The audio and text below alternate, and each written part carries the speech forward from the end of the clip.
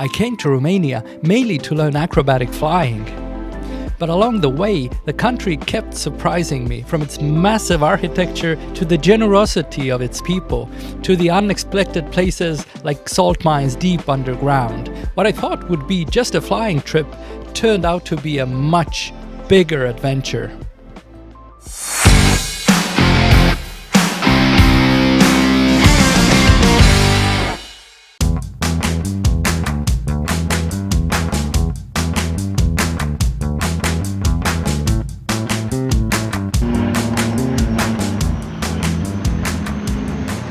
I'm in Romania now, and today I'm going to do the craziest thing in my life, which is to see if I can do acrobatics with an airplane. And it's an awesome place to do it here because I'm in the airport of 𝐃𝐨𝐧'𝐭, the center of acrobatic flying in Romania. So there's almost 100 years of acrobatic flying history here. And what can I say? Let's go crazy.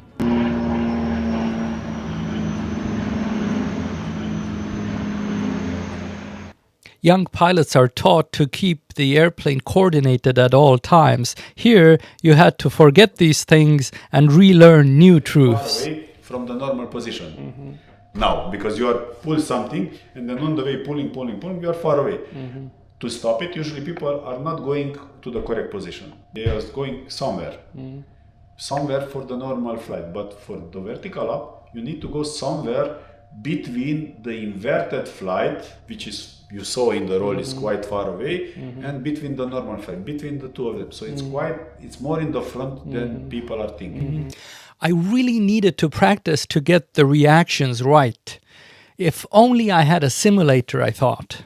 I'm in my Airbnb, and you would have never guessed they have a full aerobatics training setup here. So I got rudder pedals, I got full motion yoke, so I can do a dry run of my aerobatics maneuvers right here from my apartment before I head out. This is awesome. Okay, let's go through them. So the first maneuver is the loop. Okay, so we need some speed. So let's pitch down quite aggressively. Speed 130. Okay, level out for a second. All good, airspeed good. Okay, 4G, pull. Pull, pull, pull, pull, pull. Now I'm on the top, now float on the top. Give right rudder pedal, we have slow speed. And slowly start pulling. Okay, I'm near the horizon, pull harder, harder, and now 4G, full pull. All right, leveled out. Now let's do a roll to the left. Okay, doing a roll. Okay, I'm becoming inverted. Now push to the front quite a lot. And I'm back. With a cleaning mop in my hand, I felt like Top Gun Maverick. But when I sat in the real plane, I felt this wasn't movies anymore. Wait, you was pulling a little bit to the side, to the left, okay? Check. You are playing with the rudders. It's not okay. We need to travel to be closer to the lake. You don't stopping, okay? Stop and back. Yeah. One. Yeah, but you don't have speed enough, so you need a little bit of.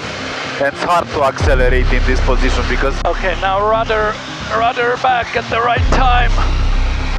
And full rudder for stop. Keep it. Just as a kick, okay? And now back. No,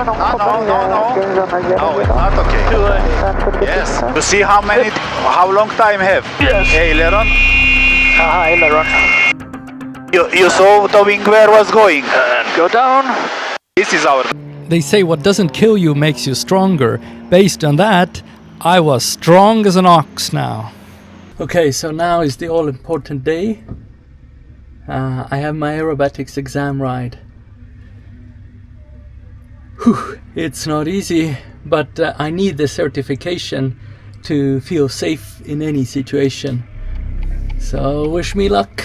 The exam flight started with spinning the airplane first. turn. Good, make a line. Okay, good. Then it was followed by a loop. Oh, the speed, good. Domnule 57, acum la traverse, poate simulare? Acum, liber. Okay. Ok, simulare, 57. Then immediately into a hammerhead. Good. Domnule, rulaje, pastor Romeo. Liber Romeo, gol, 06, stânga, 2 și 1. Liber, rulaje, zona 2. Good. Bravo Victor Delta la virajul 3 cu 3 cu siguranță, supraprivația căupița 06 stânga. Then a reverse half Cuban, where the airplane turns on its back and then pulls a half loop. Try not to move your head too much. Keep your head on a fixed position. You're doing like this. Yeah. Make your brain work harder. Then a half Cuban, which is doing a loop, flying towards the ground and turning yourself around. Unde? Good. E pe finală, mă. Pauses. And then the most challenging maneuver, which is an 𝐬𝐵𝐿𝐵𝐿. You have to turn yourself on your back through a half loop, and then in this low energy state, have to turn yourself upright again through a roll. Nice, nice. I finally finished my acrobatic training, and this is so good. It was so hard. In here, you're really put into the worst situations. I have to have the right reflexes. You need to be able to think under huge pressure, and I did it. Yay. So now I know that I can be a safe pilot in most situations where normal flying gets you to, because no situation is crazier than the maneuvers here. Finally.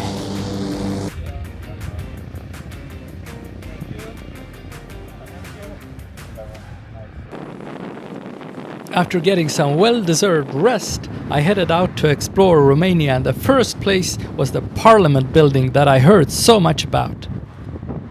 In case you didn't know, then one of the notable things about Bucharest is the Parliament building is basically a world wonder. It is the heaviest building in the world and the second largest administrative building after the Pentagon. It has 1,000 rooms, and vast swathes of the city were demolished and people just relocated when the communists built this monstrosity. It is a beautiful building, but of course it consumed a huge amount of the national GDP and caused a lot of suffering for people as well. They even thought maybe we should demolish it at one point, but they kept it, and it's now the home of the democratically elected parliament of Romania. And of course the communists thought, what would be such a grand building without the grand avenue in front of it? So of course they demolished another set of buildings and relocated all the people to build a grand avenue, which of course has to be longer than the Champs-Elysees in Paris. And all of these buildings had been built for the apparatchiks of the communist dictatorships. And now, of course, these apartments are some of the most valuable apartments in Bucharest. And at the end of the day, it's a beautiful building. It's built right on a hilltop. So from the parliament, you can see the city, and everyone in the city can see the parliament. And while built in difficult times and because of difficult reasons, I'm glad that they kept it and didn't demolish it as some people wanted to. This massive parliament building is as big as Vatican City, and it has underground bunkers to protect people from nuclear war. It also has underground tunnels with which the communist leaders thought they could escape if needed, but those didn't help them. They didn't fare very well at the end of the day. But generally, Romania people don't like this building because it represents oppression and simply because of the toll it had on people. So they thought, how do we fix it? They decided to fix it by building something positive next to it. And I have a feeling that Romanians just don't like mediocre stuff. So they decided to build the world's largest Catholic church right beside it. It holds 5,000 people and it's somewhat still being built, but basically it's ready. They started in 2010, and there was a lot of controversy around this church as well. So some people were saying, well, with the money we put into the largest Orthodox church in the world, we could have built a lot of infrastructure. And some were joking that the government takes care of them more in the afterworld than in this world.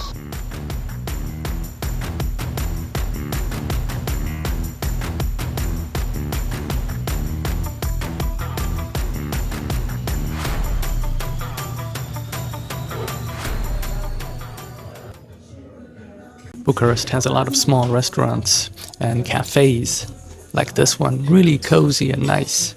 And right now we're gonna try the first food my barber suggested, and this is sarma. This is traditionally stuffed cabbage leaves, but I think this is a more contemporary place. So it is done with grape leaves, stuffed grape leaves. Let's try it.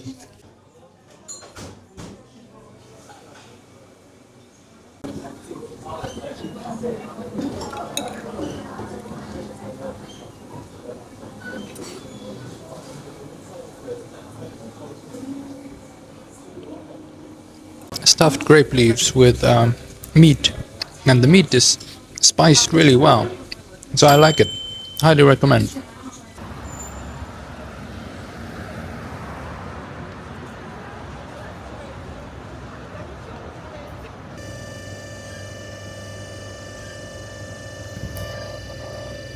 So I got this car, a Dacia, a local Romanian made car which is owned by Renault. I got this car from a rental company, and the cool thing with the Romanian cars is that a lot of them come with LPG, natural gas. So you can run a car on natural gas and you can buy it from gas stations. So I just filled up my car, and there is a button here. So if I press on LPG, there was a click. And now it shows me the LPG limit, and the car runs on natural gas only. And at the end of the day, the mileage is like 2 times higher per dollar, or you spend 2 times less per mile or kilometer than you would otherwise spend. And everything is automatic, meaning if the car runs out of LPG, it'll switch back to gas. Really cool system. It'll switch back to petrol, I should say, because I'm running on gas. After exploring Bucharest, I headed out to the salt mines of Salina Turda in the north. And this was the most incredible cave system I've seen in my life. When driving in Romania, I have to say that the roads are really good here. And I first thought that, based on what I saw from Bucharest, that the roads were very narrow and there were a lot of cars. This drive is going to be really difficult to the salt mines, but actually there are wide highways, and the quality of the road is good. And the other thing is that the scenery gets so much more beautiful so quickly. Romania is basically a country where you have the high grounds in the middle, you have a mountain in the middle, and then a low area sort of around it. So immediately when you go out of Bucharest, the roads become these mountainy roads, and there's a lot more nature, and there's small mountain villages everywhere. So immediately it becomes very nice and beautiful here. And another thing I have to say about Romania is that not once, even when going out late at night in the city, did I personally feel in danger, or did I feel kind of any discomfort. it's been so much a very safe country I have felt. And actually one time I got scolded by an old lady who was a shopkeeper because showed me that for vegetables I had to pay 400 on her calculator, and I gave her 400, and then I don't know exactly what she said. She said it in Romanian, but she probably said that you silly man, you gave me 5 times or 10 times more money that I need. This is Romania. If you hold your money like that, you'll get rid of it soon. She didn't put the decimal there, so I gave her 10 times more money than I needed to pay for these vegetables. And after this scolding, she gave me back all the excess money. That shows that the people are very honest here.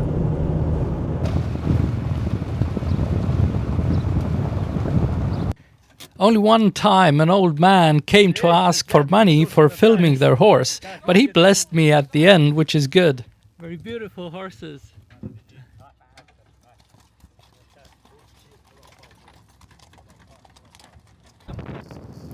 I stopped to pick up some food on the road, and yet again it turned into an experience of kindness of Romanians.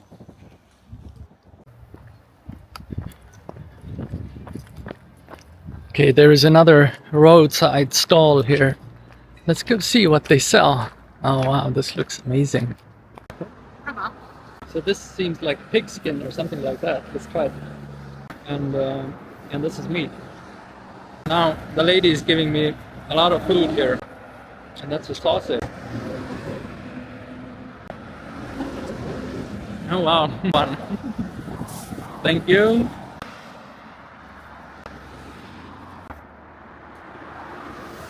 Now another one.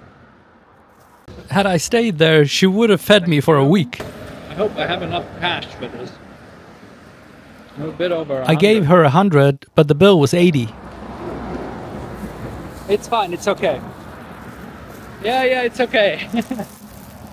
Oh my god. Okay, thank you. Thank you.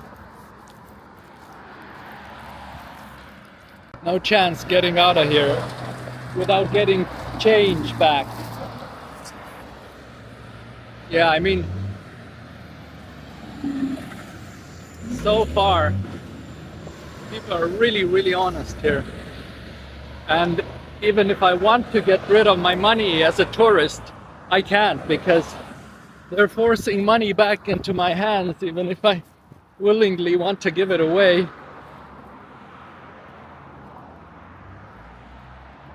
I noticed this gorgeous tunnel for train. I should take a closer look. These aren't really railway tunnels. They are shelters to protect the railway from falling rocks from above. They look like a concrete spine running along the mountain, half open, half closed.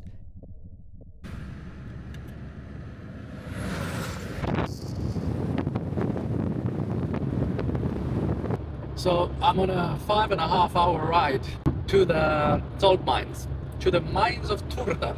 Sounds like something from The Lord of the Rings. The drive has been beautiful, and like this road here, huge wide European road, 130 kilometers per hour is the average speed, which is I think like 70 in miles. Looking forward to getting there already. I hope my Airbnb, or in this case booking.com apartment, is a good one.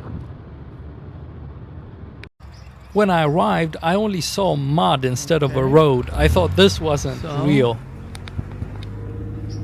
I have arrived to my Airbnb.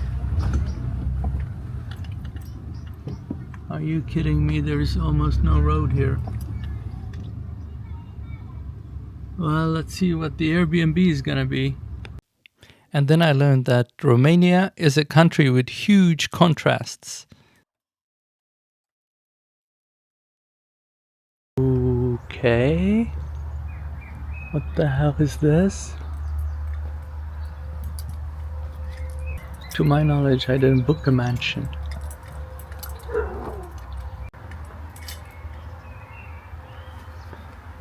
This is so sketchy. It's like a mansion. And the lights are on. I don't know if I should go in or if I should try that small house beside the mansion. The key didn't fit. Oh man, this is sketchy.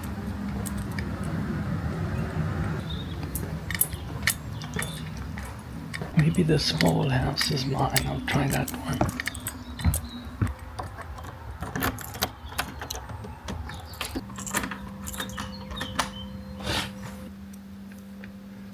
Okay, I got in. Wow, not too shabby. I got a 2-story house, which is a smaller house to the big mansion. Yeah, I can live here. All right. So I'm in my mini mansion here, and they said that for 70 extra lei, I can get a hot tub. So I ordered it. But first we need snacks. So for snacks we are set up pretty well, because the nice lady by the road gave me cheese and gave me ham. Now I bought some bread, and I also bought some wine. So it's a pretty perfect setup. It's raining slightly, but I hope the jacuzzi is warm. So let's get in. Ouch! Ouch! Ouch! Ouch! Ouch! Ouch! It's hot, and I don't want to wake up the people in the mansion. Whoa! Nice. I don't know if you ever experienced it that way, but sometimes when you prepare the least, you get the absolute best deals. So I booked this stay on booking.com at the last minute, and it cost 40 euros with an additional hot tub for 15. So for 55 euros, I got a hot tub with a cityscape view, with some nice wine that I bought and sandwiches, and can have my dinner here in a mansion. It's a pretty good feeling.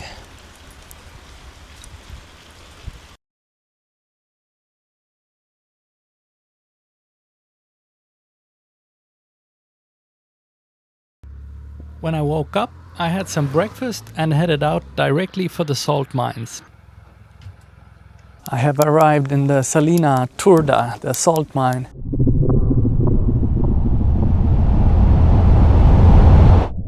Every Romanian says it is worth it, so I bet it's worth it. Let's check it out then.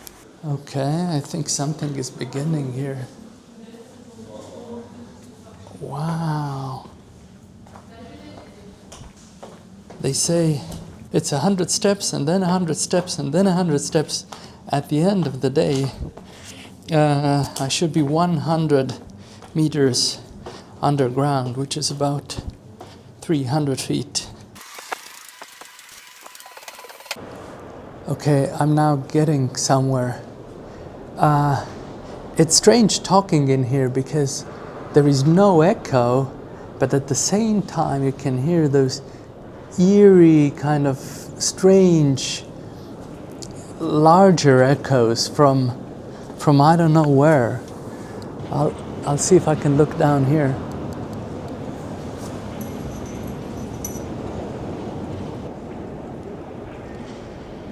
I wonder if the walls are salty here. Yep. Pure salt. Imagine, this is pure salt. These hand-carved walls rise up for tens of meters. And this was once a tough workplace for the miners, but now it has transformed into an underground wonder. They have played so cleverly with light and salt and with this amazing interior architecture and a lake inside the mine that it's a wonder. All right, I got a boat. Let's see if I can handle it.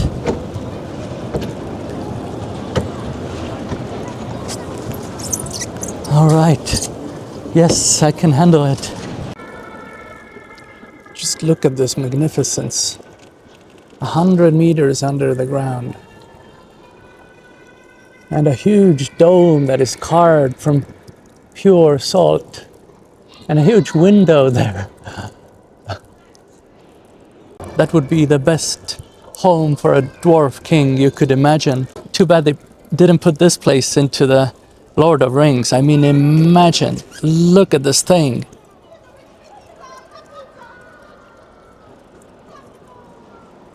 And you're in a boat here. As any adolescent like me would, I would like to know if the water is salty. I bet it's not like the cleanest water here with the boats, but let's try. Ooh, they are very salty.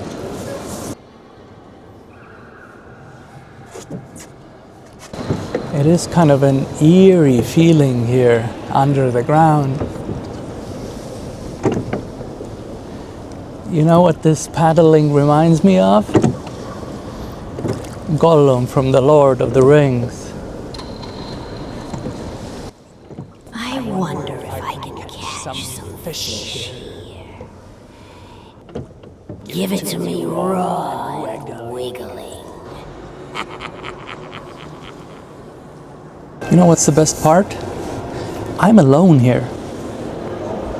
In this magnificence. I'm alone on this lake, under the ground, on a boat. And so these are the kind of treasures that exist in the world.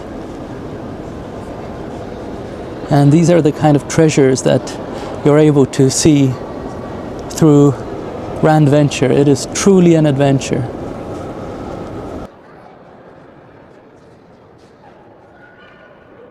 So the first written mention of this cave was in the 13th century, but probably people were excavating salt from here way before. It is thought that the salt extraction started in 50 BC, so 2,000 years ago. So imagine this, to dig this whole mine, no explosives were used. And it still has an underground chapel where ceremonies are sometimes performed. And this is one of the best places for holotherapy. So if you have lung problems, then come here, because the air is full of salt particles and the humidity is always a constant 80% with a constantly same temperature. Because the salt mine was largely unused after it was abandoned for almost 100 years, then a lot of the machinery is still here and relatively intact, except the salt and humidity corrosion. And the power was provided from above the ground with horses pulling huge machinery and then transferred to machinery like this under the ground. So I might be sitting here as someone was sitting here 100 years ago or 2,000 years ago. It must have been gruesome work getting all of the salt out of here. But their lungs were healthy, that's for sure. It's just endless tunnels. This whole thing has a James Bond feel to it. I wonder if I will see an electric cart with some evil people in spandex driving by soon.